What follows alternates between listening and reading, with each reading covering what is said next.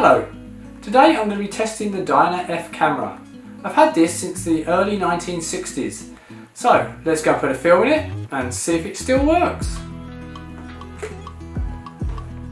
So here it is, still in its original box, a little battered, but it is from the 1960s, so not bad I suppose. Let's take a look inside. So we have the Dyna F camera. No lens cap for it though, that seems to be missing. Also we have flash gun and flash bulbs to go in it, but we won't be needing those today as it's nice and bright.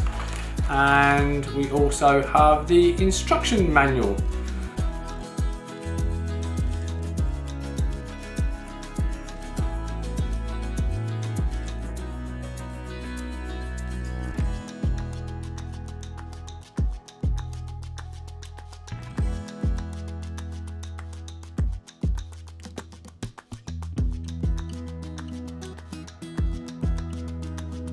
Right, so I've got a roll of Ilford HP5 film, which is here. Okay, so we now have the roll of film. We just need to take the back off the camera, undo the lock and slide that off. Turn the camera over. We need to release that down. Put the film in with tapered bit that way. Lock it in the top,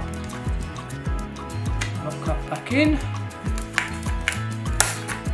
you can hear it click, and then that will be pulled out and slide into the spool on the other side. We then need to wind it on, make sure it's been taken up, and once you're happy that it's started to be taken up and nice and tight, put the back on,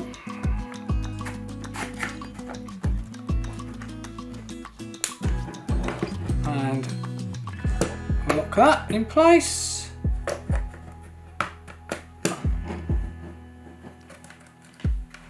And then we need to roll it on until the number I appears in the red viewer. And we're there, shot number 1. And we're ready to go. I took the camera to Wrest Park to try it out. As you can see from this photo, it was quite a bright day, which was quite lucky really. A few weeks later and my negatives have arrived back. As you can see from here, they're not evenly spaced, and I did find when I was using the camera that it was a little difficult to actually wind it on. It seemed to keep getting stuck every now and then. You also see a little bit of light leakage at the top as well. This was the contact sheet I made from the negatives. As you can see, the first ones are not too bad, and there seems to be a lot more light leakage as the film went on, and it was certainly definitely a lot harder to wind it on as I got further on the film.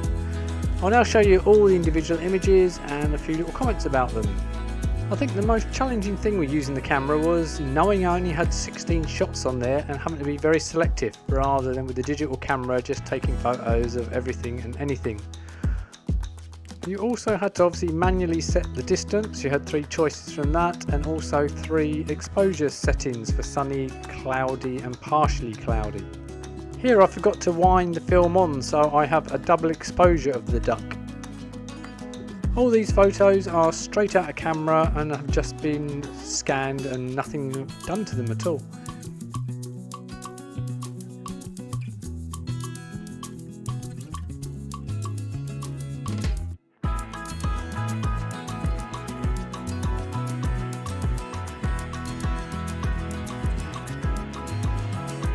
This was, I think, my favourite image of the day, which I've now put into Photoshop and sharpened slightly.